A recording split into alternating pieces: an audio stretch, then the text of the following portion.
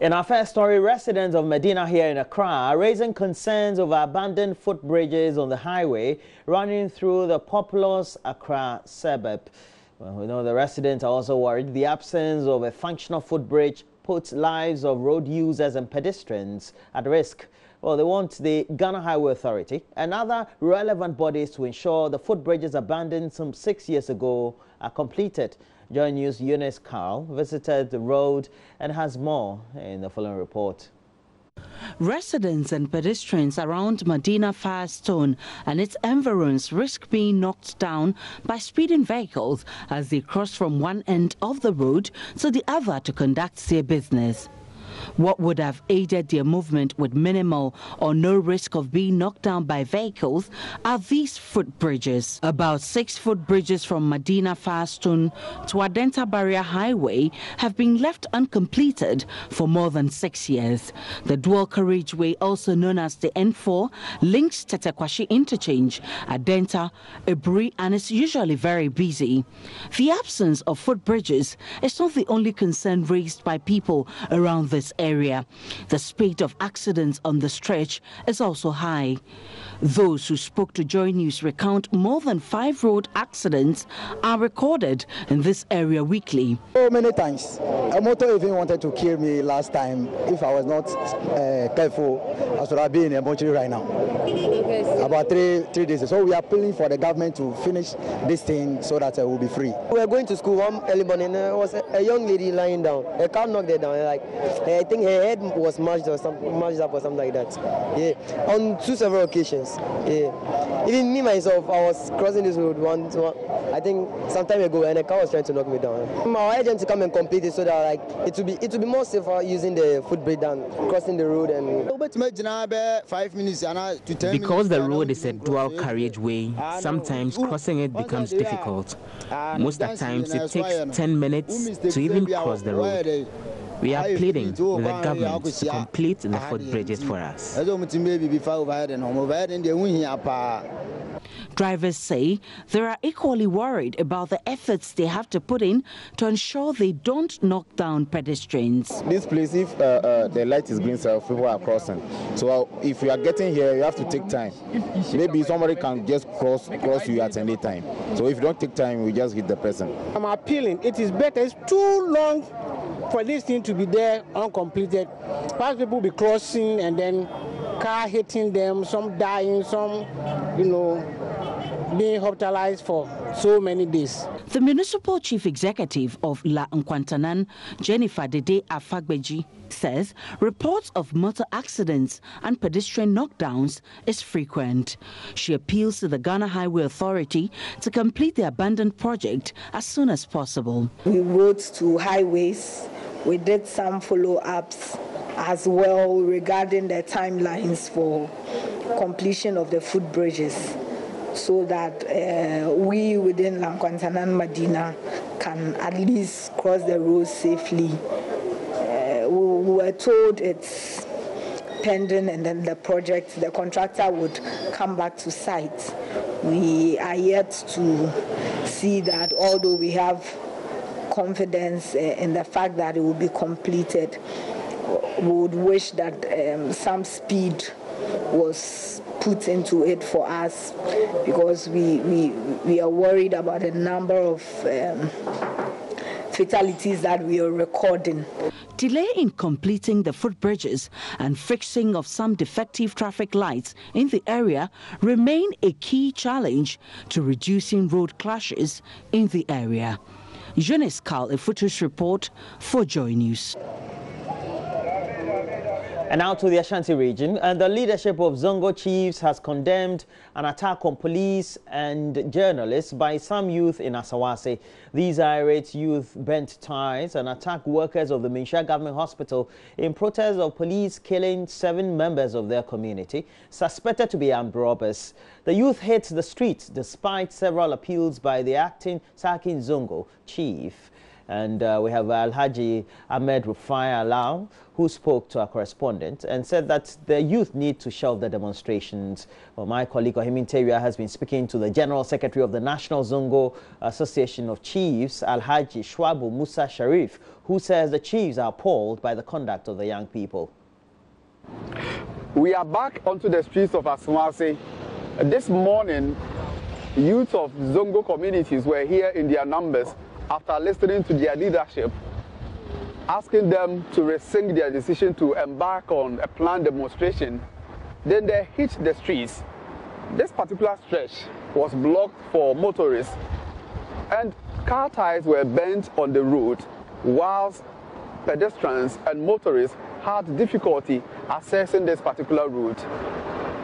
Back here tonight, security operatives joined police military team are patrolling the streets of ASAWASI, ensuring that security is not compromised here in ASAWASI. We are being told by the Regional Security Council that the council will meet tomorrow to deliberate on this particular incident and also set up a committee to investigate circumstances leading to the death or killing of 7 people suspected to be armed robbers. We are lucky to have the General Secretary of National Association of Zongo Chiefs with us here.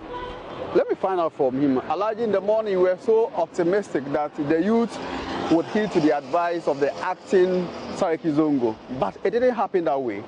What went wrong? They were brought some other places. But it was very unfortunate that I understand some few of them. You know, in any society, you can have some people who go astray. I understand some few of them came and bent ties and then caused commotion that even prevented vehicular traffic moving, which is very, very bad. We didn't condone that. We didn't sanction that. And we told them anybody, whoever goes there to do that, does that at his own risk. In case somebody is even arrested, will not come there because that was not what we told them to do. We advised them, we even told them the decision taken by the leadership that tomorrow being Friday, after the prayers, the Zongo, the imams and ulamams, and all the chiefs, the opinion leaders and the elders of the Zongo community will sit after the Friday prayers and have a thorough discussion.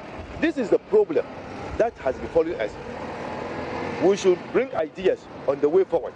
Then from there, whatever decision that we take, should in case even there's a need for us to embark on demonstration, then we will tell them, we will write formally to the police to seek for their permission. This is what has happened and want to embark on the police. Then the routes that we will pass, whatever that we will do, well, I mean, we'll put it in the practical terms. Then we'll discuss with them and tell them that, I mean, we should be disciplining ourselves. Demonstration is part of democracy. Demonstration, when we want to do it, we should be able to say what is worrying us so that the people will listen, but not to come and then maybe the thing goes out of hand and the destruction of property and other things. That is not what we want.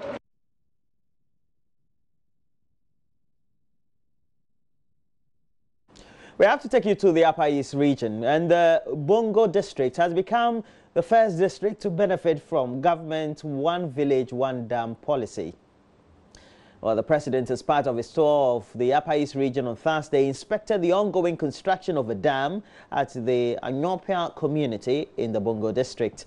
Addressing a deba of chiefs and people of Bongo, President Akufo-Addo assured that the policy had come to stay, promising that the Bongo district will ultimately get 10 more dams this year. We have begun the One Village, One Dam initiative, and you here in Bongo can see for yourself that we have begun the initiative. It is our intention that Bongo alone will get 10 dams this year. 570 are being built. You heard the minister across the 3 northern regions, and Bongo constituency alone is going to get 10 out of that 570.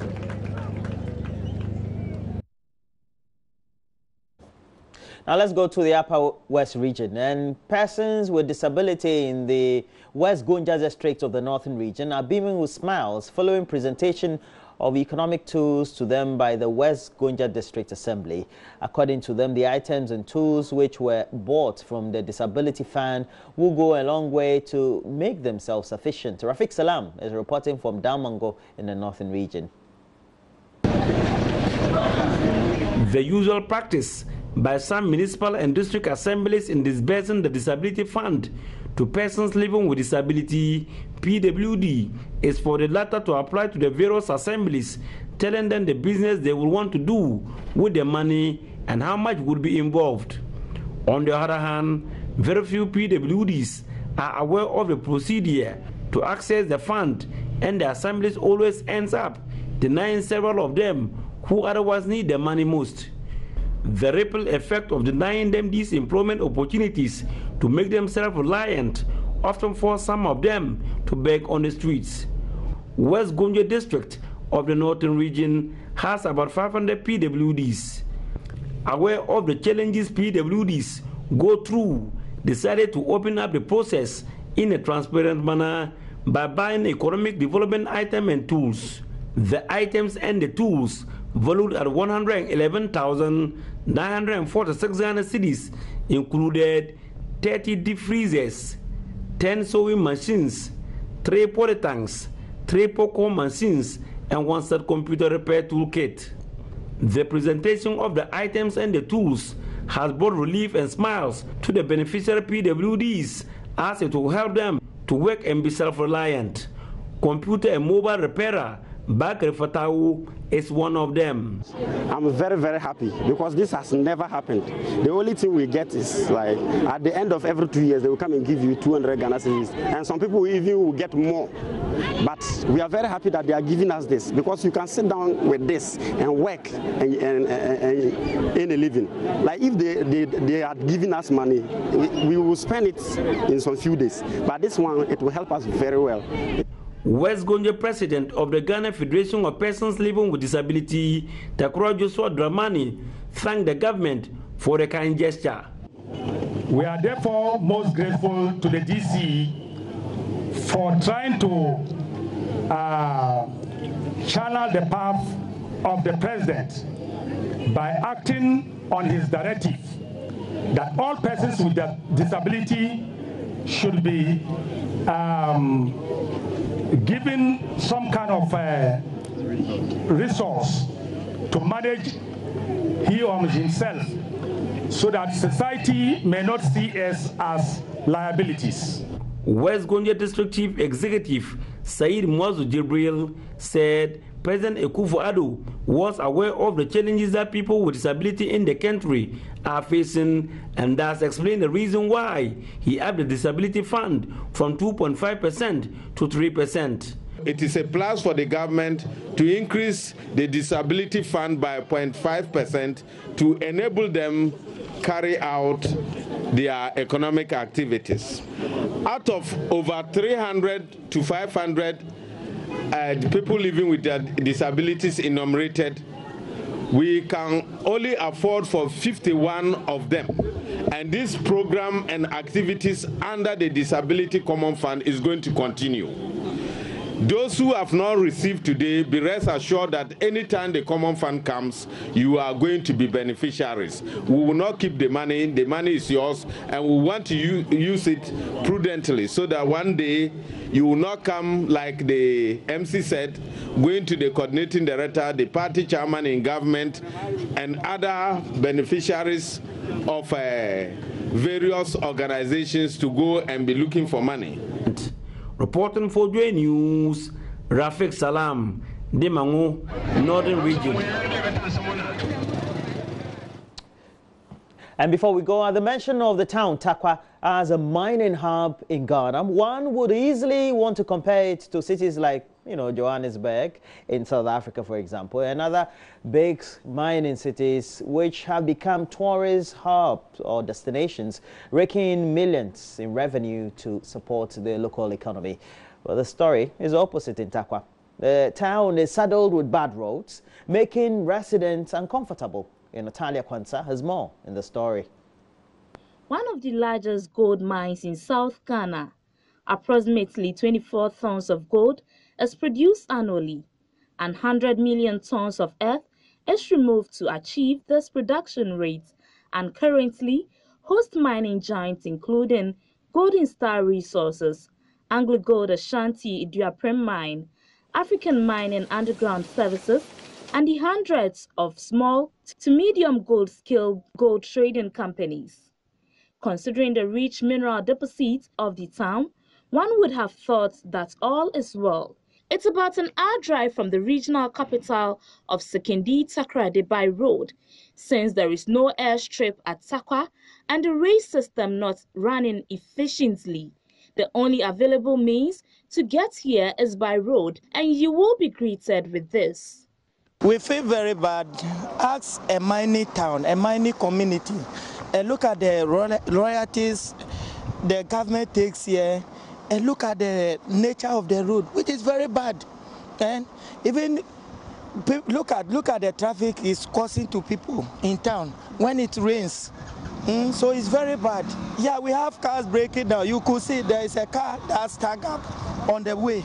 Yeah, so it's causing a lot of traffic on the route. So government have to do something about it.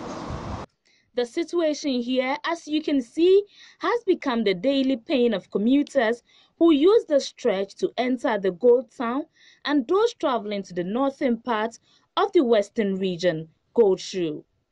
Residents complain that the road has been in this bad state for years and it keeps getting worse each day. It's almost 3 years now I stay in Takwa here, and I was having a car.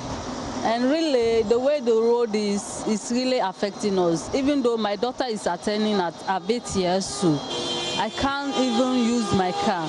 I almost parked the car even a month. The drivers endure these conditions each day, causing them not only wasting of fuel in long queues, but frequent visits to the mechanic. The road is too bad. Now, if you see how the road can be now, they suffer for here, where no be small. Even we get one hotel way there for front there. They call the hotel Last Hour. That place, I don't know the contractor. I don't know what thing they do for there. You see, go slow way there for the road there. So we they beg the contractor make it help us do that place for us. So see our tire. When you buy tire yourself, you know they reach 1 month self, you go spoil. You understand? When you buy tire, you know they rate anyway. Now spare part self don't cost now. So we they beg make they help us do the road for us. The drivers and residents are not the only people affected, but other businesses. Mustafa Hanif is manager of Carl Hotel, which is located just along the road. He shares a story. Well,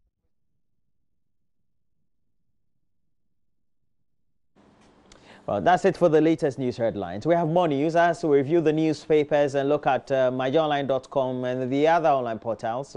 Koje Yankson, Kofi Joseph Frimpong Akable will be joining us. And then also Sweet Lady Mama Biusobwaje, looking all teenage. I am. Blah, blah, blah. I'm like 13 Charlie, right now. This is your new look there. You like it? Yeah. Would you pay for it? Yeah, boom. No problem. No problem. Once we're paid at the end of the month, no problem. Well, we've got the newspapers right here. It's all about the finance minister is on all the front pages, yes, of all the papers. That's the Daily Graphic newspaper right there. Yeah. Finance minister sweeps all. Really? Those who earn 10K and more, get ready. And if you're importing 3.0 liters, you're paying a lot more. And yesterday, as the announcements, as the statement was being read, I was looking into faces of colleagues who were calculating. One is on the show with us right after this, Roland. Yeah, we'll see Frimpong and the rest, and Kojo. Yeah. I think Derek Akosam also will fall in that category. We've got the WhatsApp number and the text line activated, so please send us your comments right now. What do you think about what was presented yesterday? I want to ask you, so what if, let's say, you run 3-4 businesses, or you earn from 3-4 businesses, a quantum of over 10,000? How do you get? It means that you're going to dodge, right? Yeah, I mean, once you slash. Yeah, okay. But trust this, in the beginning, they'll probably get a lot more people in the 10K bracket, but after a while, it will all turn into allowances. Yeah. People are smart. Sharp. But stay with us, we've got the newspapers and a lot more.